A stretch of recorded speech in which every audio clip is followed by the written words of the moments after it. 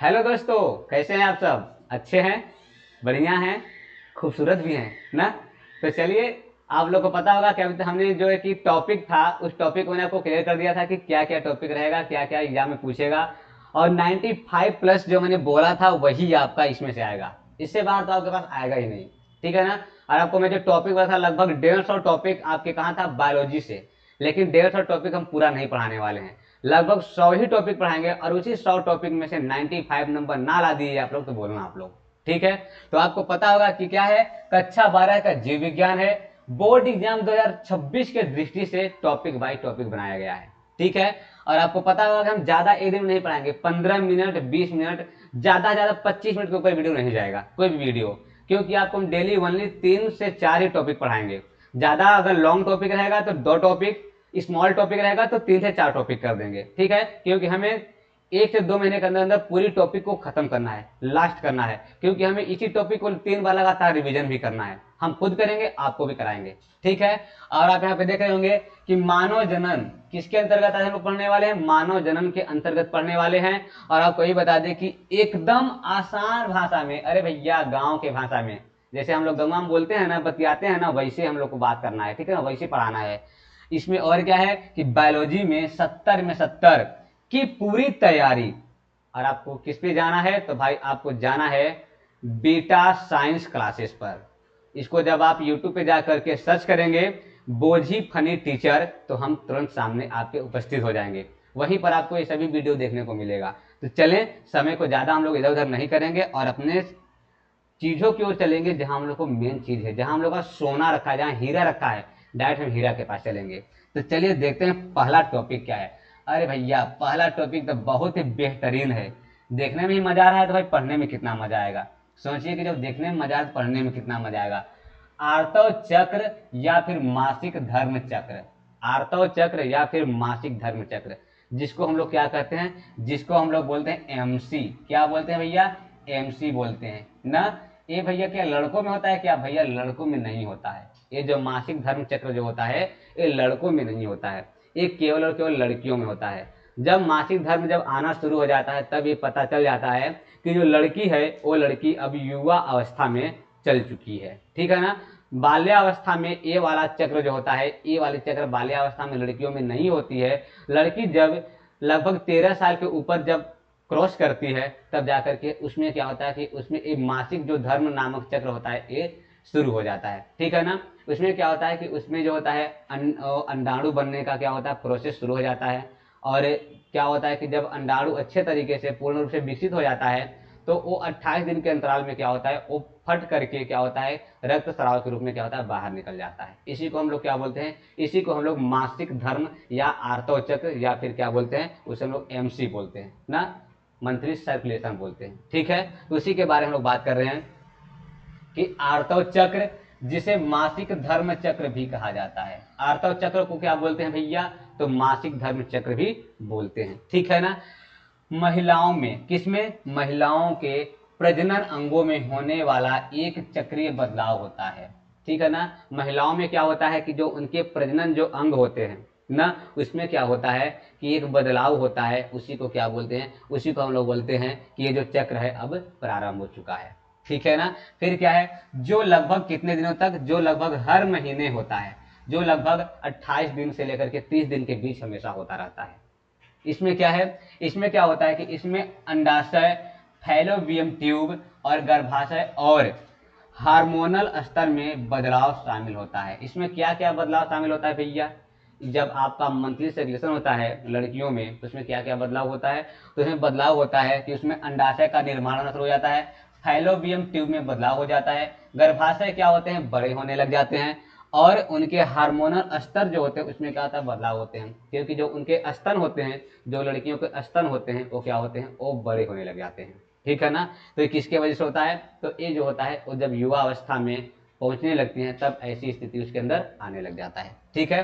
अब ध्यान दीजिएगा, आर्तव चक्र का मुख्य कार्य क्या होता है कि ये निषेचित अंडे को प्राप्त करने और विकसित करने के लिए गर्भाशय को तैयार करता रहता है। मतलब कहने का मतलब यह है कि जब लड़कियों में जब एमसी का जब सर्कुलेशन शुरू हो जाता है तो उस समय होता क्या है कि उस समय ऐसा होता है कि जो आपका क्या होता है कि ये जो आपका अंडाणु होता है ना, अंडाणु होता है, उसे प्राप्त करने के लिए और उसे विकसित करने के लिए क्या होता है कि गर्भाशय को तैयार करना वो क्या कर देती है, शुरू कर देती है। ठीक है ना, कौन, आर्तव चक्र के दौरान में। उसके बाद क्या है, यदि निषेचन नहीं होता है, यदि उस दौरान जब लड़कियों में जब क्या होता है, जब आर्तव चक्र आता है और उसके बीच जब निषेचन नहीं होता है, तब क्या होता है, जब उनके साथ संभोग नहीं हो पाता है, तब क्या होता है, तब वहां पर क्या होता है, तो गर्भाशय की परत जो होता है वो टूट जाती है। जो गर्भाशय बना होता है उसकी परत क्या होती है, परत जो होता है टूट जाता है। और टूटने के बाद क्या होता है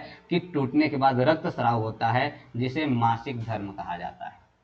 ठीक है ना, मतलब लड़कियों में जो क्या होता है, गर्भाशय बन करके तैयार होता है अंडे को प्राप्त करने के लिए और उसे विकसित करने के लिए, जब निषेचित नहीं होता है, जब निषेचन नहीं होता है, जब संभोग नहीं हो पाता है, तो होता क्या है कि उनकी जो गर्भाशय की जो परत होती है वो क्या होता है, टूट जाता है। और टूटने के बाद क्या होता है, रक्त स्राव के माध्यम से क्या होता है, योनि के द्वार क्या होता है, वो बाहर निकल जाता है। ठीक है, चलिए आगे इसमें समझते हैं, आगे क्या है, आगे समझते हैं कि इसमें कुछ जो होता है कि चरण होते हैं, कुछ चरण के दौरान क्या होता है कि मासिक धर्म आते हैं, और जो कि इसका जो टाइम पीरियड होता है वो 1 महीने का होता है। तो पहला चरण क्या बोलता है, पहला चरण ये बोलता है मासिक धर्म, मेंस्ट्रुअल क्या होता है, मंथली सर्कुलेशन, 1 दिन से 5 दिन, इसके दौरान क्या होता है कि गर्भाशय की परत टूटकर योनि से रक्त स्राव के रूप में बाहर निकलने लगती है। मतलब 1 दिन से 5 दिन के बीच क्या होता है कि जो लड़की के अंदर जो गर्भाशय बने होते हैं, जब वो अंडे को निषेचित नहीं कर पाते हैं, तो क्या होते हैं कि वो टूट कर, उनकी जो परत होती है वो टूट करके क्या होता है कि रक्त स्राव के माध्यम से क्या होता है, बाहर निकलने लगती है। ठीक है, दूसरी बात क्या होता है कि पॉलिक्यूलर चरण, दूसरा फेस क्या होता है, पॉलिक्यूलर चरण दूसरा फेस होता है। ठीक है ना, इसमें क्या होता है, इसमें ऐसा होता है कि 6 दिन से लेकर के 13 दिन के बीच, इस दौरान अंडाशय में एक डिंब ओवम परिपक्व होना शुरू हो जाता है और गर्भाशय की परत फिर से बनने लगती है। कहने का मतलब ये होता है कि 1 से 5 दिन के बीच क्या होता है कि लड़कियों में जो क्या होता है, गर्भाशय की परत बनी हुई होती है, वो परत क्या होता है, टूट जाता है, फट जाता है और फट करके रक्तस्राव बन जाते हैं। चरण नंबर 2 में क्या बोल रहा है, चरण नंबर 2 में कह रहा है पॉलिक्यूलर क्या होता है चरण। इसमें क्या होता है, 6 दिन से लेकर के 13 दिन के बीच में क्या होता है कि अंडाशय में एक डिंब, एक ओवम जो होता है बन करके परिपक्व हो जाते हैं, मतलब पूर्ण रूप से क्या होता है, विकसित हो जाते हैं और गर्भाशय की परत फिर से बनने लग जाती है। उसके बाद क्या होती है, गर्भाशय की परत दोबारा फिर से बनने लग जाती है। तीसरा चरण में क्या होता है कि अंडोत्सर्जन, मतलब कि तीसरा चरण क्या होता है, अंडोत्सर्जन होता है। इसमें क्या होता है कि अंड का क्या होता है, वो मतलब निकलना शुरू हो जाता है। ठीक है, तो क्या हो जाएगा कि 14 दिन, इस दौरान परिपक्व डिंब अंडाशय से निकल करके कहाँ चला जाता है, फैलोबियम ट्यूब में चला जाता है। अब अगर आपसे बात कहा जाए कि जब किसी लड़की को जब मंथली सर्कुलेशन आ रहा हो, तो कृपया करके 11 दिन से लेकर के 17 दिन के बीच कभी भी उनके साथ निषेचन क्रिया नहीं करना चाहिए, क्योंकि उस वक्त क्या होता है कि लड़की का जो अंडाणु होता है वो क्या होता है कि वो डिंब से निकल करके कहाँ चला जाता है, फैलोबियम ट्यूब में चला जाता है। और फैलोबियम ट्यूब में जाने के बाद क्या होता है कि अगर कोई उस वक्त अगर कोई मेल पर्सन अगर निषेचन कर लेता है, तो अंडाणु और शुक्राणु मिल करके एक बच्चे का निर्माण करना शुरू कर देते हैं। ठीक है, चलिए आगे समझते हैं बात को। अगला आपके पास क्या है, आपके पास अगला होता है, इसमें चौथा चरण क्या होता है, जिसको बोलते हैं ल्यूटियल चरण। क्या बोलते हैं, ल्यूटियल चरण बोलते हैं, नंबर 4। ठीक है ना, अब इसमें क्या होता है, ध्यान दीजिएगा। इसमें ऐसा होता है कि 15 दिन से लेकर के 28 दिन के बीच, इस दौरान गर्भाशय की परत मोटी और अधिक रक्त वाहिकाओं से भरी हो जाती है। मतलब कि 15 दिन से लेकर के 28 दिन के बीच क्या होता है कि इनके जो परत होते हैं वो मोटी और क्या होता है, रक्त से भरी क्या हो जाती है, बहुत मोटी परत बन जाती है। ठीक है ना, जो निषेचित अंड को प्राप्त करने के लिए तैयार हो जाती है, जो निषेचित अंड को क्या करती है, प्राप्त करने के लिए क्या होती है, वो तैयार हो जाती है। अगर इस बीच में अगर कोई संभोग करता है तो लड़की माँ भी बन सकती है। ठीक है, इसके बाद क्या है, यदि निषेचन नहीं होता है तो चक्र फिर से मासिक धर्म से शुरू होता है। अगर निषेचित अगर 28 दिन के अंतराल में नहीं होता है तो दोबारा फिर से क्या होता है, फिर से चक्र बनना शुरू हो जाता है।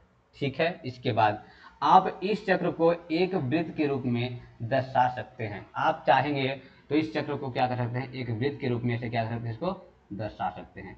मतलब यहाँ से शुरू होता है, यहाँ से क्या होता है, यहाँ से शुरू होता है और यहाँ पे जाकर के खत्म होता है। मतलब कि ये 1 दिन से लेकर के 28 दिन तक की बातों को यहाँ पर किया जा रहा है।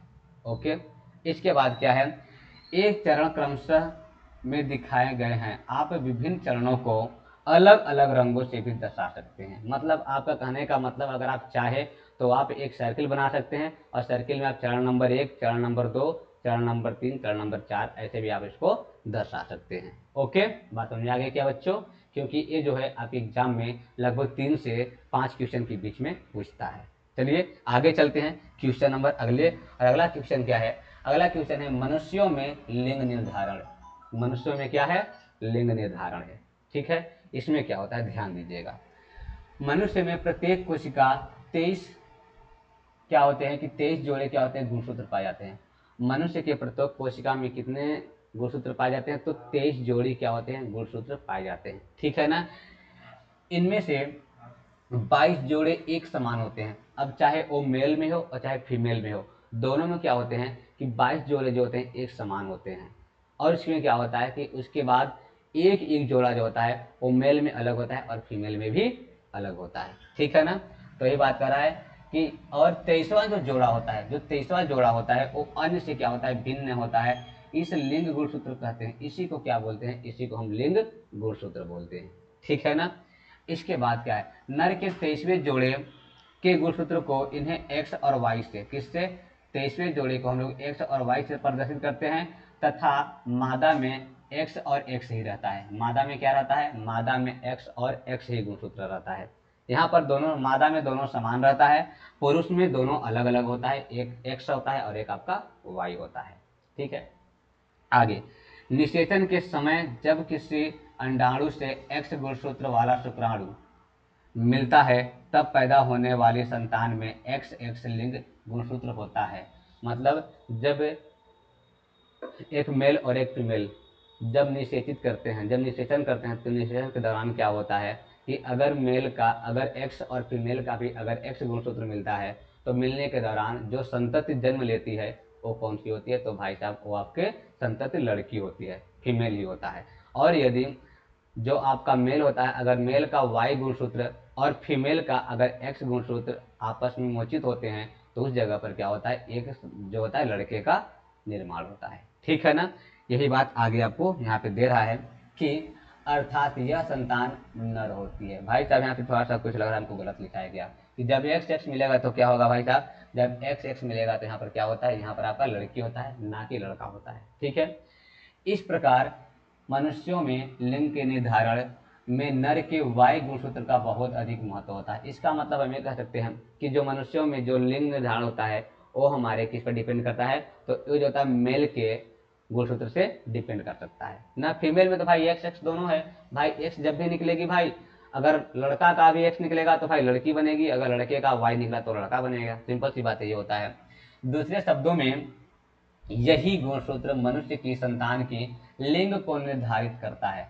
दूसरे अगर बातों में अगर हमें कहे तो जो मनुष्य में जो लिंग निर्धारण होता है वो क्या होता है? पिता के गुणसूत्र के द्वारा ही होता है। ठीक है, इसके बाद क्या है? अर्थात यह संतान मादा होता है, लेकिन जब किसी अंडाणु से वाई गुणसूत्र वाला शुक्राणु मिलता है तब पैदा होने वाली संतान में एक्स और वाई लिंग गुणसूत्र होते हैं। अर्थात यह संतान क्या होता है? नर होता है। वही बात यहाँ पे कह रहा है कि ये आपके पास क्या है? ये आपके पास मेल है। क्या है? ये आपके पास मेल है। मेल में एक्स और वाई होता है। मेल में क्या होता है? मेल में एक्स और वाई होता है। और फीमेल में क्या होता है भाई? फीमेल में एक्स और एक्स होता है। फीमेल में कौन होता है? एक्स और एक्स होता है।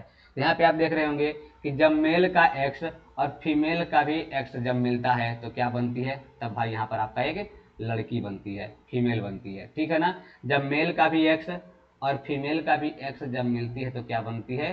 तब आपके यहाँ पर लड़की बनती है। दिख रहा होगा। और जब यहाँ पर मेल का वाई, जब मेल का वाई और लड़की का एक्स मिलता है तो क्या बनता है? तब यहाँ पर आपका मेल बनता है। तो कहने का मतलब अगर किसी लड़की को यदि बार बार अगर संतति के रूप में लड़की जन्म ले रही है तो इसमें लड़की का कोई कमी नहीं है। जो भी कमी है वो किसमें है?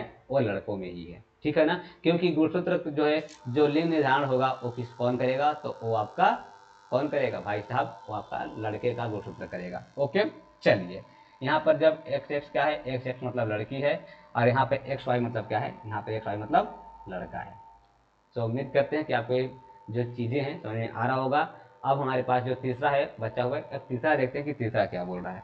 तीसरा आपका जो टॉपिक था वो टॉपिक था अपूर्ण प्रभाविता। तीसरा टॉपिक क्या था, अपूर्ण प्रभाविता। इसके बारे में हम लोग समझेंगे अच्छे तरीके से और जानेंगे, ठीक है। कि अपूर्ण प्रभाविता में क्या होता है कि एक ऐसे आनुवांशिक घटना है जिसमें दो विपरीत लक्षणों वाले पौधों के संकरण से उत्पन्न होने वाले संतान में दोनों लक्षणों का मिश्रण दिखाई देता है। अपूर्ण प्रभाविता में क्या होता है कि जब हम दो प्रकार के अलग अलग लक्षण वाले दो पौधों को लेते हैं, अगर दोनों को संकरण कराते हैं तो जो उसके जो उत्पन्न जो संतान होते हैं उनमें दोनों का भी लक्षण का क्या होता है, मिश्रण दिखाई देता है, ठीक है ना। इसी को हम क्या बोलेंगे, इसी को हम अपूर्ण प्रभाविता भी बोलेंगे। आगे क्या है, कोई भी लक्षण पूरी तरह से प्रभावी नहीं होता है। इसमें जो है कि कोई भी लक्षण क्या होता है कि पूरी तरह से क्या होता है, प्रभावी नहीं होता है, ठीक है। और संतान में एक मध्यवर्ती लक्षण प्रकट होता है, और संतान में क्या होता है, एक मध्यवर्ती लक्षण भी क्या होता है, प्रकट हो जाता है।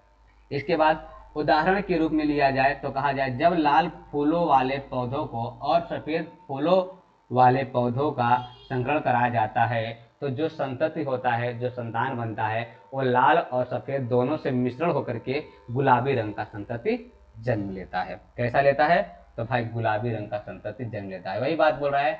तो F1 पीढ़ी में क्या होता है कि गुलाबी फूल वाले पौधे उत्पन्न होने लगते हैं। F1 पीढ़ी में क्या होते हैं कि गुलाबी रंग के पौधे क्या होते हैं, फूल क्या होते हैं, उत्पन्न होने लगते हैं, ठीक है ना। यहाँ ना तो लाल रंग का और ना ही सफेद रंग की पूरी तरह से प्रभावी होते हैं, बल्कि दोनों का मिश्रण होता है, गुलाबी रंग दिखाई देती है। अपूर्ण प्रभाविता को अर्ध प्रभाविता या फिर आंशिक प्रभाविता भी हम कह सकते हैं। मतलब अपूर्ण प्रभाविता में यही बात बोल रहा है कि इसमें क्या होता है कि इसमें जो होता है कि दोनों के लक्षण दिखाई देते हैं, दोनों के लक्षण इसमें क्या होते हैं, दिखाई देते हैं। इसी को बोलते हैं अपूर्ण प्रभाविता, ठीक है। यहाँ देखिएगा, ध्यान दीजिएगा, ये आपका क्या है, ये आपका लाल पुष्प है, एक ऐसा पुष्प है आपके पास, ये आपके पास लाल पुष्प है, और ये आपके पास कैसा पुष्प है, तो ये आपके पास सफेद पुष्प है। कैसा पुष्प है भाई साहब, ये आपके पास सफेद पुष्प है। जब इन दोनों का संकरण कराया गया तो F1 पीढ़ी में, किस पीढ़ी में, तो आपका जो F1 पीढ़ी बना, F1 पीढ़ी में क्या हुआ कि ये गुलाबी रंग का, किस रंग का भाई साहब, ये आपका गुलाबी रंग का बनकर के तैयार हुआ ना। तो यही बात कह रहा है कि जो यहाँ पे जो संतति बनेगा वो संतति क्या होगा कि दोनों का मिश्रण होगा। ओके, क्या आपको बात समझ आ गई? अगर आपको ये बात समझ आती है तो अच्छी बात है, और आप चीज़ों को क्या करेंगे, नोट करते चलेंगे। तो उम्मीद करते हैं कि आपको ये जो छोटी सी वीडियो थी, ये वीडियो आपको पसंद आया होगा और आप चीज़ों को बेहतरीन तरीके से पढ़ने का भी प्रयास कर रहे होंगे। चलिए हम लोग मिलते हैं नेक्स्ट एपिसोड में, तब तक के लिए आज यहीं तक के लिए जय हिंद, जय भारत।